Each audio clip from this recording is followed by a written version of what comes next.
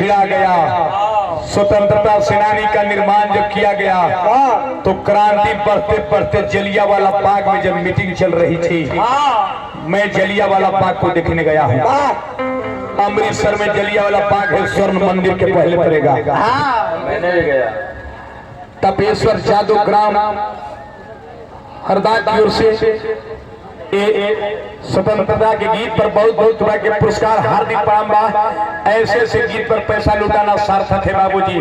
अब ढोंढी में अंगुली लगाइला पर पैसा लुटाने वाली व्यर्थता चीज है। कम से कम पर्दा रख के हम कहाँ गावतानी सब धन पैसे बसरी कमरी और के मान सो तो हई लौंडा के लेके एगो लेदार बना ब्याह से नहीं खे भेंट होगा तो अफसोस बाकी नीलगढ़ा से हमारा भेंट हो जाता। आवाज तो मारते बोलो। करवा का जलियांवाला बाग में जब मीटिंग चल रही थी, मैं जलियांवाला बाग को देखने गया शौक से। वहाँ आज भी खोदेंगे तो मिट्टी लाल पाएंगे, आज भी गोलियों का निशान बना के रखा गया है। फिरंगी सरकार ने कहीं संकीर्ण रास्ता से आकर के गोलियों का बौछार कर दिया था।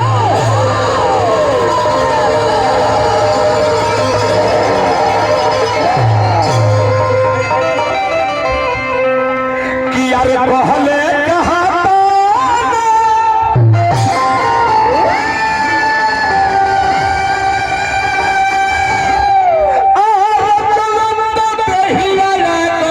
चलो वाले बोलिया हो, अरे चलो वाले बोलिया रे अमुदई जलिया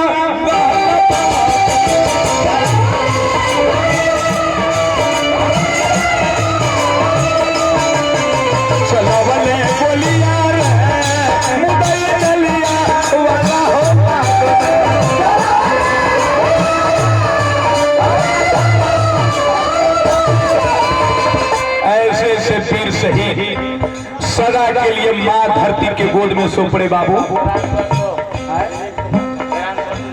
यहाँ पर दिलीप कुमार जी की ओर से एक गीत पर बहुत बहुत रुपए के पुरस्कार भाई के हार्दिक प्रणाम।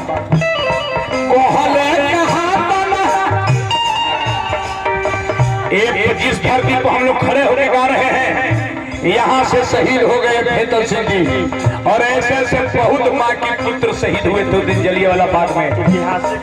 जुर्म अत्याचार के खिलाफ अपना भारत माता के लाज बचाने के लिए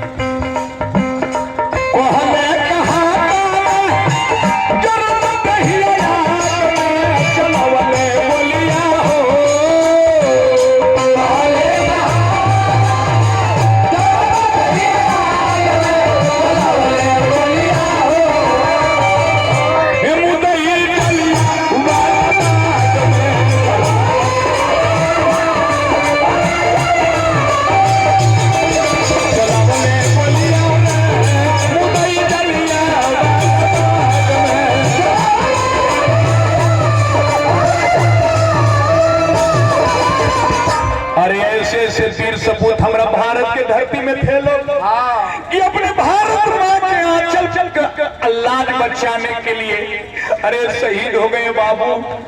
जो सदा के लिए बहुत से वीर उस जलियांवाला बाग में शहीद हुए। माई का इकलौता बेटा वीर भगत सिंह। देखिए